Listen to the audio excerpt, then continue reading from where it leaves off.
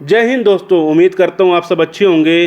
भाइयों, जैसे कि आपने थंबनेल में देख लिया होगा, 20 लाख से कम लोन है तो लोन मत चुकाओ और टेंशन भी भगाओ।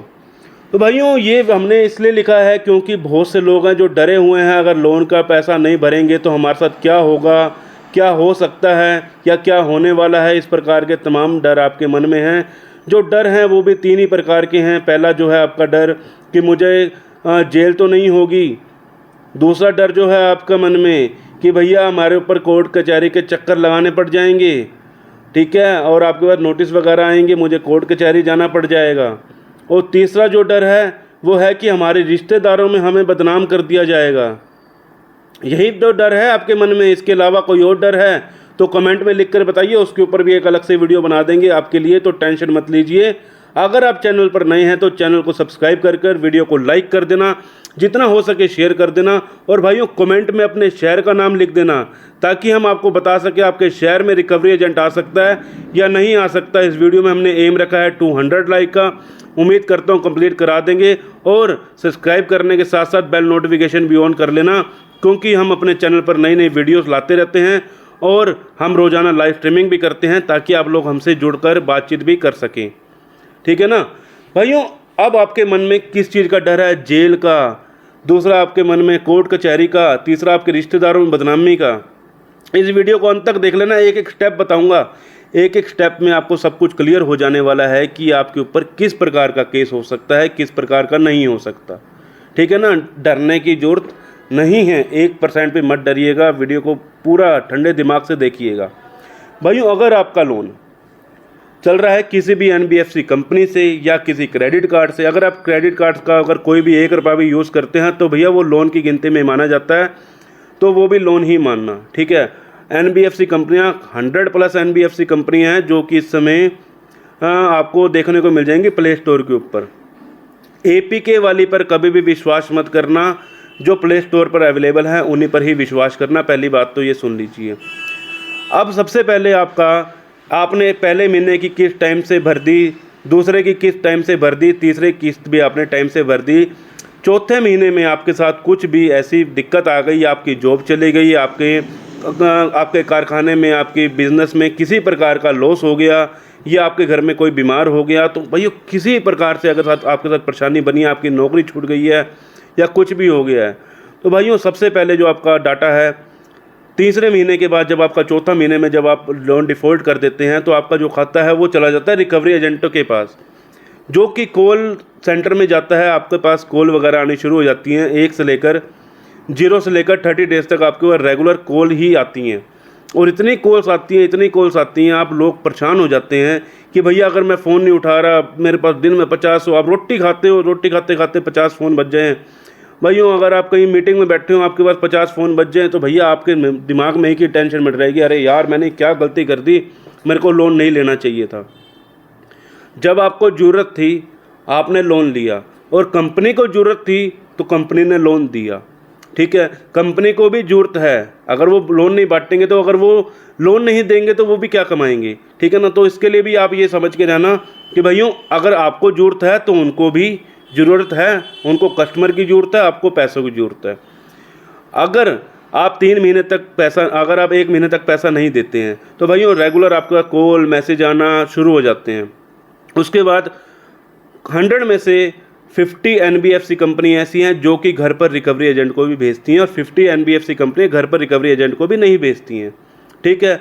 अब इसके अंदर जो आपको फ़ोन कर धमका रहे हैं कि भैया आपके पास रेगुलर एक मैसेज आ रहा है कि हम आपके घर पे होम विजिट कर रहे हैं, रोज़ाना आपके व्हाट्सएप पे मैसेज कर रहा है कि हम इस बंदे को आपके घर पर रिकवरी करने भेज रहे हैं, इस बंदे को रिकवरी करने भेज रहे हैं। बहुत से लोगों के पास मैसेज आता है, तो हम मैसेज पढ़ते भी हैं, लोग हमें दिखाते भी हैं, तो लोगों के रेगुलर एक ही मैसेज आ रहे हैं कि भैया मेरे घर रिकवरी एजेंट आने वाला है, भैया मैं क्या करूं, भैया मैं क्या करूं। भैया क्या करूं से क्या मतलब है?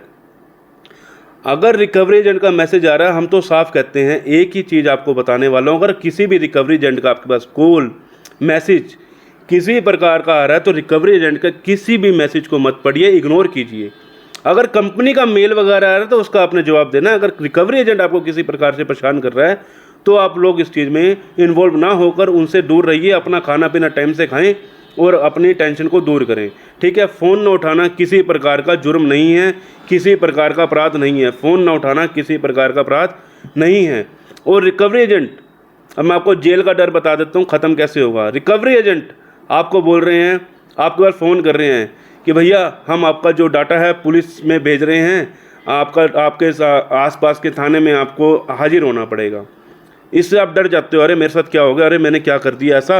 आपके साथ ऐसा एक भय बना देते हैं कि भैया मेरे साथ क्या होगा। होने वाला कुछ भी नहीं है। रिकवरी एजेंट किसी प्रकार की, पहली बात तो है लोन के अंदर किसी भी पुलिस का ऐड ऑन होता ही नहीं है, किसी प्रकार का ऐड ऑन पुलिस का होता ही नहीं है लोन में, क्योंकि लोन की किस्त ना भर पाना तो भैया इसमें पुलिस का मैटर कहीं तक भी नहीं होता।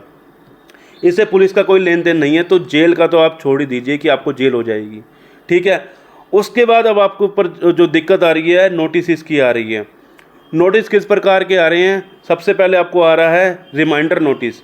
रिमाइंडर नोटिस का मतलब क्या होता है? रिमाइंडर नोटिस का मतलब ये है कि कंपनी आपको याद दिला रही है कि आपकी इस लोन की किस्त पेंडिंग है, तो प्लीज़ इसको पे कर दीजिए। ये है आपका रिमाइंडर नोटिस। इसके बाद आपको आता है डिमांड नोटिस। डिमांड नोटिस में कंपनी आपको कह रही है आपको पूरा का पूरा पैसा पे करना होगा, नहीं तो हम आपके ऊपर केस कर देंगे। आपके पास अभी रोटी खाने के लिए पैसा नहीं है, रोटी तो मैं मांग के खा रहा हूँ, जॉब मैं जा नहीं रहा, काम मेरे पास है नहीं, तो भैया मैं सारा का सारा पैसा कैसे दे दूँगा।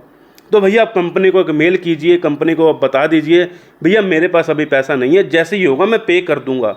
ये आपने स्टेप जरूर लेना है, कंपनी को मेल जरूर कर देना है, क्योंकि दिक्कत आपके साथ बनी है तो कंपनी को एक बार बता देना कि मेरे साथ ये प्रॉब्लम हो चुकी है, तो मैं भी पे नहीं कर पाऊँगा।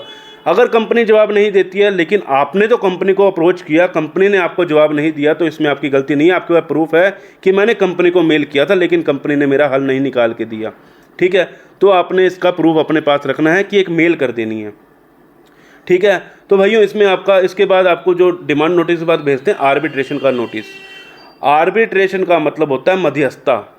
ठीक है, मध्यस्थता में क्या होता है, एक आप हो, एक आपका बैंक है और तीसरा बैंक के द्वारा नियुक्त किया गया हुआ आर्बिट्रेटर है।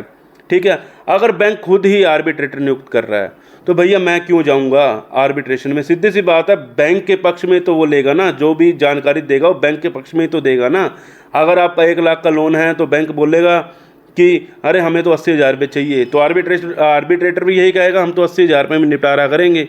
तो भैया आर्बिट्रेशन पे ऑब्जेक्शन लगवा सकते हैं, तो इसमें आपको किसी प्रकार से घबराना नहीं है। आप लोग आर्बिट्रेशन पे ऑब्जेक्शन लगवा सकते हो, किसी भी वकील से संपर्क करके आप लोग एक आर्बिट्रेशन का नोटिस तैयार कीजिए और बाय पोस्ट उनको भेज दीजिए। अगर नहीं बाय पोस्ट भेजना चाहते तो भैया किसी वकील से एक नोटिस तैयार करवा कर आप उनकी मेल पर फॉरवर्ड कर दीजिए। ठीक है, तो इसमें आपको किसी प्रकार का कोई भी कोर्ट केस नहीं होने वाला।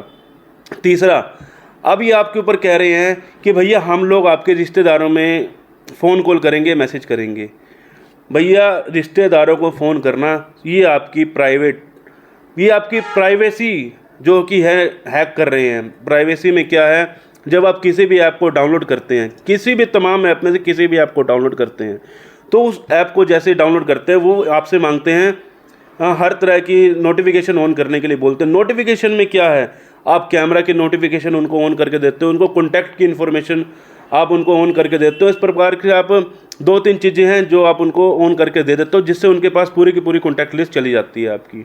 तो भाइयों बिना इनको किए, बिना एलो किए तो आप लोग ऐप ही ओपन नहीं कर सकते। चलो ठीक है, अब उनके पास आपकी कॉन्टैक्ट लिस्ट है तो क्या उसका गलत फ़ायदा उठा सकते हैं। भाइयों आरबीआई का जो रूल है उसमें वो किसी प्रकार की आपकी कॉन्टैक्ट लिस्ट को चोरी नहीं कर सकते। उसके बाद भी अगर उन्होंने आपकी कॉन्टैक्ट लिस्ट चोरी की है और आपके रिश्तेदारों को फ़ोन मैसेज कर रहे हैं तो भैया आपके रिश्तेदारों को बोल देना, अगर आपके पास दोबारा कॉल आती है तो मेरे को उसकी रिकॉर्डिंग भेज देना। अगर आपके पास उसकी रिकॉर्डिंग है तो भैया आप उसको, सीधी सी बात है, या तो आरबीआई को टैग कीजिए, सीधा आरबीआई को टैग करने पर, और पहले कंपनी का नाम लिख के आरबीआई को टैग कीजिए। आपको तुरंत कंपनी की तरफ से एक मेल आएगी कि सर ऐसा है, आप हमसे पर्सनली बातचीत कर लीजिए, आप आरबीआई को टैग मत कीजिए। ठीक है, वो 1 मिनट से पहले आपको एक सुझाव निकाल कर देंगे। इसमें आपको किसी प्रकार का डर नहीं होना चाहिए कि भैया आपके ऊपर आपके जो रिश्तेदारों का फ़ोन मैसेज कर रहा है, क्योंकि ये गलत है। ये किसी भी कानून में नहीं है कि आपके कॉल को रिश्तेदारों में किया जाए या फिर आपके साथ बदतमीजी की जाए। अब रिकवरी एजेंट अगर आपके साथ बदतमीजी करते हैं, किसी प्रकार की आपके होम विजिट कर कर बदतमीजी करते हैं, तो भैया बदतमीजी करना किसी भी बुक में नहीं लिखा, किसी भी कहते हैं ना गाइडलाइन में नहीं लिखा कि रिकवरी एजेंट आपको बदतमीजी करेगा, आपको हरासमेंट करेगा। रिकवरी एजेंट का अधिकार क्या है?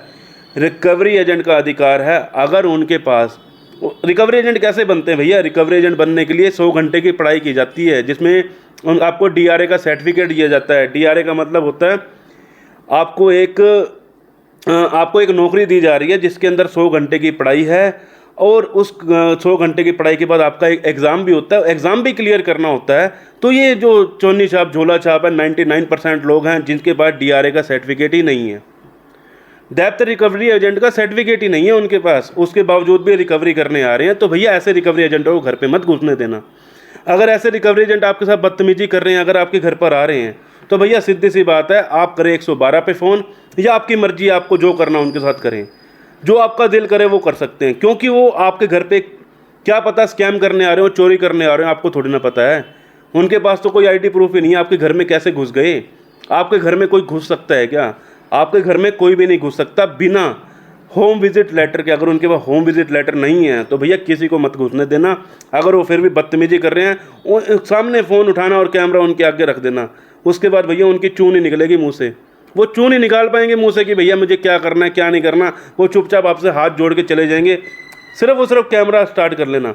अगर उसके बाद भी बदतमीजी कर रहे हैं, 112 पे फ़ोन करो और पुलिस को तुरंत बुलाओ और उनके ऊपर कंप्लेंट करा के उनको तुरंत गिरफ्तार कराओ। और अगर उनके पास डीआरए का सर्टिफिकेट, अब आप क्या होगे मेरे पास उनके पास तो डीआरए का सर्टिफिकेट था, पहले देख लेना एक्सपायर तो नहीं है डीआरए का सर्टिफिकेट। चलो अब उनके पास डीआरए का सर्टिफिकेट भी है, उनके पास होम विजिट लेटर भी है और उनके पास आईडी प्रूफ भी है, तो अब क्या करेंगे? अब तो उनके पास सब कुछ है, उन्होंने तो सब कुछ दिखा दिया। पहले देख लेना कि उसी कंपनी का है जिस कंपनी से आपने लोन ले रखा है, उसी कंपनी का है, उसके पास आईडी प्रूफ। चलो हाँ जी वो भी है। अब क्या होगा? अब तो मेरे को जेल में डाल देंगे। तो भैया ऐसा है, अगर कोई भी डीआरए सर्टिफिकेट के साथ और आईडी प्रूफ के साथ और होम विजिट लेटर के साथ आपके घर पर आ रहे हैं, भाइयों सबसे पहली बात वो बदतमीजी नहीं करेंगी, क्योंकि उनको पता है मेरे को कानून के दायरे में रहना होगा। अगर मैं कानून का दायरे से ऊपर जाऊंगा तो मेरा डीआरए का सर्टिफिकेट जो है, डीआरए का लाइसेंस है, वो कैंसिल हो सकता है। वो आपको सिर्फ आकर बोलेंगे सर आपका इतने का लोन है, आप इसको क्लियर करा दीजिए। अगर आपके पास पैसा है तो भैया कंपनी को पे कर दीजिए, अगर नहीं है तो रिकवरी एजेंट को 1 रुपया भी मत देना। अगर उसके पास डीआरए का सर्टिफिकेट वगैरह सब कुछ है तो भैया कैश मत देना। अगर आपको देना है तो ऐप में ही पैसा पे करना। उसके बावजूद वो आपको कभी भी बदतमीजी नहीं कर सकते। जिनके पास डीआरए का सर्टिफिकेट है वो आपके साथ बदतमीजी बिल्कुल भी नहीं करेंगे, ठीक है? तो इससे आप डर अपना ख़त्म कर दीजिए। अगर आपका 20 लाख से कम का लोन है, ये आपको डराते हैं कि हम आपका केस जो है डीआरटी में डाल देंगे। भैया 20 लाख से कम लोन तो कभी डीआरटी में जाता ही नहीं है। 20 लाख से ऊपर का लोन हो वो तो डीआरटी में जाएगा। क्या इनको कानून का पता ही नहीं है? ये जो आ रहे हैं आपके पास चवन्नी छाप झोला छाप, ये जो जितने भी रिकवरी एजेंट आपके पास आ रहे हैं उनको यही नहीं पता असली में डीआरटी के जो केस है वो कैसे होता है। अगर डीआरटी का केस होगा तो भैया 20 लाख से कम के लोन में कभी भी डीआरटी नहीं लगती। अगर उससे ऊपर का लोन है तो उसमें डीआरटी का बिल पास किया जा सकता है, वैसे नहीं होगा। तो बिल्कुल ही टेंशन ख़त्म कर दीजिए अपने दिमाग से कि आपके साथ क्या है, क्या होगा, क्या होने वाला है। होने वाला कुछ भी नहीं है। अभी आपकी कंडीशन ख़राब है, आपकी कंडीशन ख़राब है तो ये लोग आप लोगों का फ़ायदा उठा रहे हैं। तो किसी का भी फ़ायदा मत उठाने दें। आपके पास जैसे ही पैसा आए कंपनी को पे कर देना, जैसे ही पैसा आए कंपनी को पे कर देना, अपनी जान से छुटकारा पा लेना। बिल्कुल ही आपने क्या करना है, अपना टाइम बांध लेना कि भैया मैं 3 महीने के बाद सबका पैसा पे कर दूंगा। जैसे ही आपके 3 महीने क्लियर हो जाए, 6 महीने के बाद चाहे कंपनी को पैसा दे देना, लेकिन एक शेड्यूल जरूर बना लेना। नहीं तो लास्ट में आप सेटलमेंट भी करवा सकते हो। अगर आपका बिल्कुल ही पैसा नहीं है देने के लिए, वो सेटलमेंट किस प्रकार होगी? अगर आपका लोन जो 3 महीने तक एनपीए में चला गया, एनपीए में जाने के बाद आपको लोन के खुद ही सेटलमेंट के ऑफर आते हैं, लेकिन सेटलमेंट के बाद कभी भी लोन नहीं मिलेगा। इस चीज़ का ध्यान रखना, सेटलमेंट के बाद कभी भी लोन नहीं मिलेगा। तो भाइयों उम्मीद करता हूँ जानकारी आपको पसंद आई होगी। भाइयों जो हमारा 200 लाइक का एम है कंप्लीट करा देंगे। मिलते हैं किसी और अन्य इन्फॉर्मेशन वीडियो के साथ। जय हिंद, जय भारत।